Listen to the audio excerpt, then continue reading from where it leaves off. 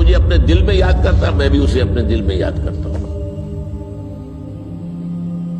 جب میرا بندہ کسی محفل میں میرا ذکر کرتا ہے، میں اس سے کہیں بہتر محفل میں اس کا ذکر کرتا ہوں۔ اللہ کی محفل تو ملائے اعلیٰ کی ہے، ملائکہ مقربین کی ہے۔ بہرحال اللہ کو تم اپنے دل میں مستحضر رکھو، اللہ تعالیٰ تمہیں بھی یاد رکھے گا۔ دوبارہ فرمایا احفظ اللہ تجدہ امامک تجاہک، اللہ کو یاد رکھو تو اپنے سامنے موجود پاؤ گے، جب چاہو دعا کرو تو احفظ اللہ تجدہ امامک یا تجاہک، اپنے سامنے موجود پاؤ گے۔ اذا سألت فاسأل اللہ، اب آ گیا وہ مرکزی مضمون۔ دیکھو جب مانگو اللہ سے مانگو، غیر اللہ کے سامنے ہاتھ دراز کرو ہی مت۔ ایک حدیث میں آتا، یعنی حرام نہیں ہے، دنیاوی قواعد اصول قوانین کے تحت کسی سے مدد چاہنا، کوئی سوال کرنا حرام نہیں ہے۔ آپ سوال کریں، مدد لیں، اسی پر دنیا قائم ہے، ایک دوسرے کے ساتھ تعاون کے ساتھ۔ لیکن اونچا مقام کیا ہے؟ کسی سے سوال مت کرو سوائے اللہ، یہاں تک کہ جوتے باندھنے کا تسمہ تمہیں درکار ہے تو بھی کسی سے مت مانگو، اللہ سے مانگو۔ کیا پتہ اللہ کس کے دل میں ڈال دے اور وہ آ کے تمہیں تسمہ پیش کر دے۔ ہوتا ہے ایسا، بسا اوقات ہوتا ہے۔ جو اللہ کے ساتھ لو لگا کر رکھنے والے ہیں، ان کے تو ایسے واقعات ہوتے ہیں کہ دل میں ایک بات آئی اور اس کے بعد وہی بات جو ہے وہ کوئی شخص آ گیا اور اس نے وہ بات پوری کر دی۔ کیونکہ لوگوں کے دل جو ہے وہ تو اللہ کے دو انگلیوں کے مابین جو چاہتا پھیر دیتا ہے۔ کیا پتہ اللہ کسی فرشتے کو انسانی شکل میں بھیج دے، آتا ہے فرشتہ، آتا ہے انسانی شکل میں، آتا ہے آپ کی تکلیف کو رفع کر دے، آپ کی ضرورت کو پورا کر دے، اسی سے مانگو، کسی اور سے مانگو۔ یہ ہے توحید کا لب لباب۔ یوں سمجھیے اسلام کی جڑ کیا ہے؟ ایمان۔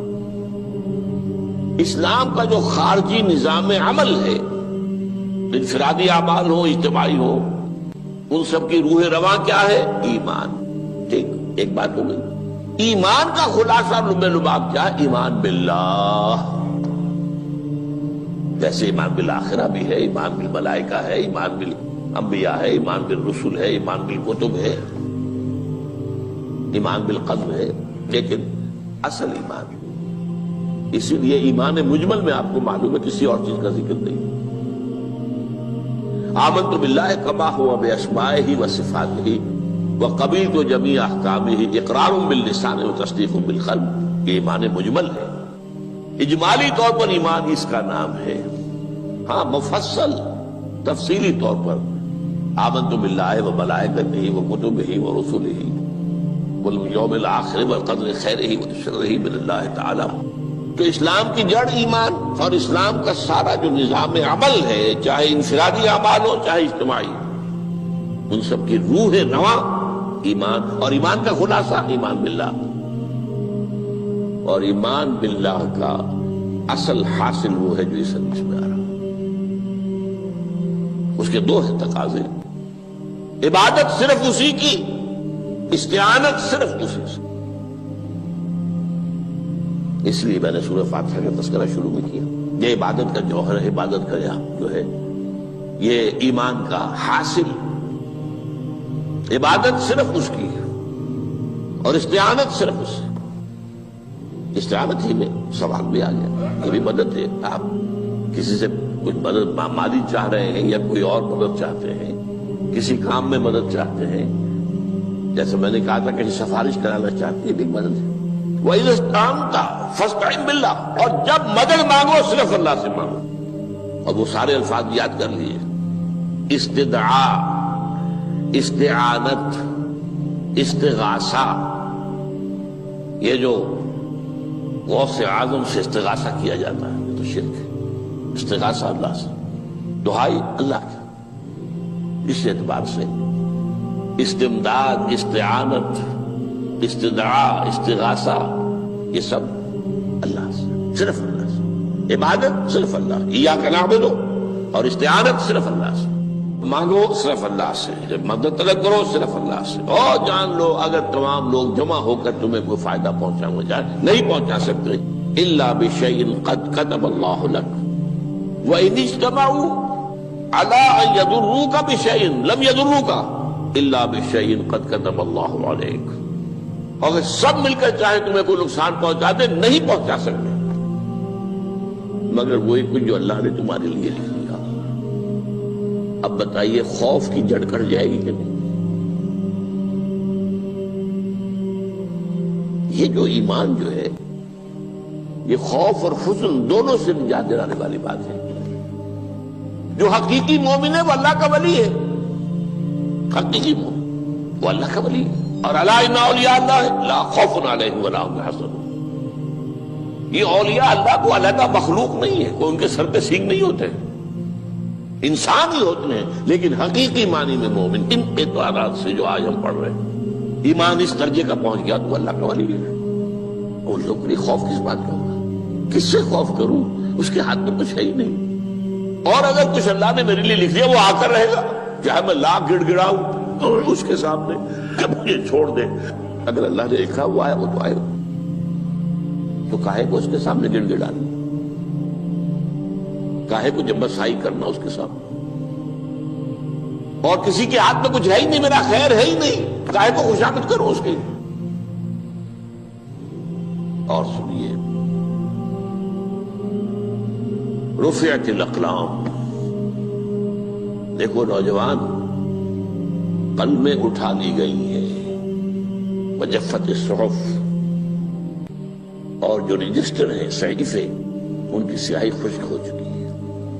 یہ ہے وہ اللہ کا علم، اس میں ہر شے لکھ دی گئی ہے، اس کی قلم اٹھا لیے گئے۔ وہ جیسے آپ کو معلوم ہے امتحان ہوتا تھا، 3 گھنٹے ختم ہو گئے، اسٹاپ رائٹنگ، بس اب قلم رک جانا چاہیے۔ وہ قلم تو تقدیر کا کاتب جو ہے وہ قلم اس کا اب اٹھا لیا گیا، اور جو صحیفے جن پر یہ لکھا گیا وہ خشک بھی ہو گئے۔ یہ تو روایت ہے جو امام ترمذی نے جس کو روایت کیا، یہ متن ان کا ہے جو ہم نے پڑھا ابھی، اور ان کا قول یہ ہے کہ یہ حدیث حسن صحیح ہے، لیکن یہی روایت اور انہی راوی سے عبداللہ ابن عباس سے رضی اللہ تعالیٰ عنہما اور بھی محدثین نے کی ہے، تو اس میں سے ایک اور متن جو ہے وہ یہاں پر امام نووی نے دے دیا ہے۔ احفظ اللہ تجدہ امامک، یہ تو پہلا وہ ٹکڑا تھا، وقت تو جاہک تھا، یہاں امامک ہے، امام مطلب ایک ہی ہے، اپنے سامنے پاؤ گے۔ اللہ کی حفاظت کرو، اللہ کو دل میں، اللہ کی یاد کو محفوظ رکھو، گویا کہ اللہ کو مستحضر رکھو۔ ذکر اللہ کے معنی کیا ہے؟ استحضار اللہ فی القلب، یہ ذکر اللہ ہے۔ جنہیں ہم ذکر سمجھ بیٹھے ہیں وہ ذکر کے ذریعے اقیم الصلاۃ لذکری، نماز قائم کرو میری یاد کے لیے، نماز ذریعہ ہے یاد کا۔ یہ علیحدہ بات ہے کہ آپ نے 17 رکعتیں بھی پڑھ لی ہو عشاء کی اور یاد آپ کو آئی ہی نہیں کوئی، آپ تو ایک میکینیکل انداز میں جو ہے وہ اٹھک بیٹھک کر رہے ہیں اور آپ کی زبان سے کچھ بھی نکل رہا ہے، تو اس کا آپ کے شعور سے، دل کی گہرائی سے کوئی رابطہ ہے ہی نہیں، وہ ذکر تو نہیں ہوا۔ ہاں نماز فرض تھی وہ ادا ہو گئی، آپ کی فرض ادا ہو گئی۔ تو جنہیں ہم نے ذکر سمجھا وہ ذرائع ذکر ہے، اللہ اللہ سبحان اللہ زبان سے، یہ تاکہ اس کے نتیجے میں وہ ذکر حاصل ہو جائے۔ استحضار اللہ فی القلب، ذکر کے معنی ہے استحضار اللہ فی القلب۔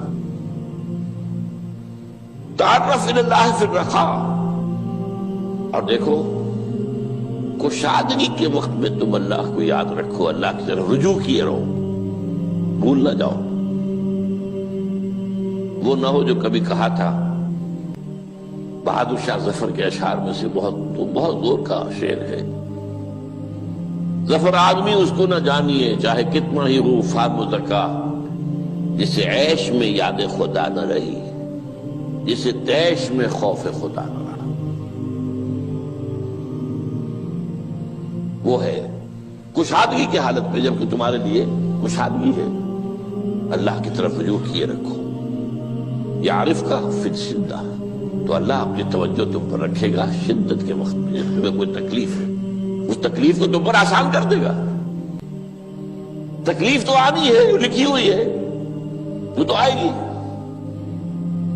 لیکن یہ کہ اللہ تعالیٰ اس کی شدت کو، ایک ہی چیز ہے جس کو ایک انسان بہت شدت کے ساتھ محسوس کر رہا ہے، دوسرا آدمی اتنا نہیں محسوس کر رہا ہے، احساس کا معاملہ ہوگا نا۔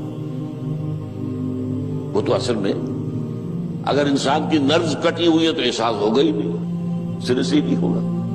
تو اس اعتبار سے اللہ تعالیٰ تمہارے لیے وہ شدت کی کمی کر دے گا۔ وَاعْلَمْ أَنَّمَا أَخْطَأَكَ لَمْ يَكُنْ لِيُصِيبَكَ، اور جان لو جو چیز تم سے چھوٹ گئی ہے، رہ گئی ہے، وہ ہرگز تمہیں ملنے والی نہیں تھی۔ اب آپ نے کسی ملازمت کے لیے درخواست دی ہے، درخواستیں مانگی گئی ہیں، اپنی سی محنت کر لی، نہیں ملی ملازمت، اب آپ بیٹھے ہوئے افسوس میں، رنج میں، غم میں، فلاں نے یہ کر دیا، فلاں نے یہ کر دیا، وہ فلاں جو ہے بڑی تکڑی سفارش لے آیا تھا، فلاں نے رشوت دے دی۔ چھوڑو میاں اس کو، وہ تمہارے لیے نہیں تھی۔ کاہے کو اپنے ذہن کے اندر یہ کھچڑی پکا رہے ہو بیٹھے ہوئے؟ خواہ آپ شاید سوء ظن میں بھی مبتلا ہو رہے ہو، کسی نے نہ رشوت دی اور آپ سمجھتے ہو کہ رشوت دی ہے اس نے۔ یہ ساری چیزیں جو ساری سیئات، ان کی جڑ کٹ جائے گی۔ وَاعْلَمْ أَنَّمَا أَخْطَأَكَ لَمْ يَكُنْ لِيُصِيبَكَ وَمَا أَصَابَكَ، جو چیز تم پر آ گئی، لَمْ يَكُنْ لِيُخْطِئَكَ، ہو ہی نہیں سکتا تھا کہ وہ تم پر نہ آ۔ یہ کر لیتا تو ہو جاتا، شاید یہ کر لیتا، میں نے ٹیکا پہلے لگوا دیا ہوتا تو یہ بات نہ ہوتی۔ بھائی وہ جو ہونا تھا وہ ہونا تھا۔ اب یہ وہ چیز ہے جس سے انسان میں کیفیت پیدا ہوتی، تسلیم و رضا۔ ہم بھی تسلیم کی خو ڈالیں گے، بے نیازی تیری عادت ہی صحیح، اے اللہ جو تو نے چاہا مجھے قبول ہے۔ اسی لیے میں نے آپ کو آیتیں سنائی سورۃ تغابن کی، ما اصاب من مصیبت الا باذن اللہ، کوئی مصیبت نہیں آتی مگر اللہ کے اذن سے۔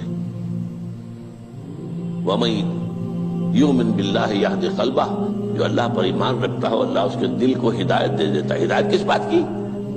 تسلیم و رضا۔ سر دوستاں سلامت کہ تو خنجر آزمائی، نہ شبد نصیب دشمن کے شبد ہلا کے تیغت، اے اللہ تیری طرف سے ہے، مجھے قبول ہے، اور بظاہر مجھے تکلیف ہو رہی ہے لیکن یقیناً اس میں میرا کوئی خیر ہے۔ بیدک الخیر، تیرے ہاتھ میں تو خیر ہی خیر ہے، جو بھی تیری طرف سے آئے۔ سر تسلیم خم ہے جو مزاج یاد میں، اور یہ مضمون جو ہے زیادہ بڑے پیمانے پر سورہ حدید میں آیا ہے۔ ما اصاب من مصیبت فی الارض ولا فی انفسکم الا فی کتاب من قبل ان نبرأہا، کوئی مصیبت نہیں آتی نہ تمہاری جانوں میں نہ زمین میں، زمین میں زلزلہ آ جانا، سیلاب آ جانا، کچھ اور زمین کا دھنس جانا، یا یہ ہے کہ تمہاری جانوں میں کوئی بخار ہو گیا، کوئی اور تکلیف ہو گئی، اچانک معلوم ہوا کہ صاحب جو کینسر ہے، اور کینسر بھی اب 3rd سٹیج کو پہنچ چکا ہے، لیکن جو بھی آیا ہے وہ اللہ کے علم کی کتاب میں پہلے سے لکھا ہوا ہے۔ فی کتاب من قبل ان نبرأہا، یہ کتاب میں درج ہے اس سے پہلے کہ مجھے ظاہر کریں۔ اس کا نتیجہ کیا نکلنا چاہیے؟ لیکن لا تأسوا علی ما فاتکم ولا تفرحوا بما آتاکم، افسوس نہ کیا کرو جو تم سے جاتا رہے، چھوٹ جائے، کوئی عزیز فوت ہو گیا، کوئی موقع ہاتھ سے نکل گیا، ارے بھائی میں چوک گیا، بڑا موقع تھا، اب اس پر افسوس کر رہے ہیں؟ نہیں، جو چیز لیکن لا تأسوا علی ما فاتک ولا تفرحوا بما آتاک، جو اللہ تمہیں دے دے اس پر اتراؤ مت۔ وما اصابک لم یکن لیخطئک واعلم ان النصر مع الصبر، اور جان لو اللہ کی مدد صبر کے ساتھ آتی ہے، جو آئے اس کی طرف سے جھیلو، زبان پر کلمہ شکوہ اور شکایت نہ آئے، اللہ سے شکایت نہ آئے، تسلیم و رضا، جو تیری رضا ہے، تیری صحت ہمیں منظور ہے، لیکن اس کو مولانا محمد علی جوہر ایک مرتبہ جیل میں گئے، ایک بیٹی بیمار ہوئی، فوت ہو گئی، اس کے بعد دوسری مرتبہ پھر جیل میں گئے، دوسری بیٹی کو وہی بیماری ہوئی، جیل میں اطلاع ملی کہ بیٹی کو یہ بیماری ہو گئی ہے، تو خط لکھا ہے اشعار کی شکل میں، کا آخری شعر یہ ہے: تیری صحت ہمیں منظور ہے لیکن اس کو نہیں منظور تو پھر ہم کو بھی منظور۔ ہم تو چاہتے ہیں میں بیٹی کے تجھے شفا ہو جائے، اسے منظور نہیں تو پھر ہمیں بتا۔ وَاعْلَمْ أَنَّ النَّصْرَ مَعَ الصَّبْرِ وَأَنَّ الْفَرَجَ مَعَ الْكَرْبِ، فرج، فراخی، کھل جانا کسی چیز کا، یہ ہے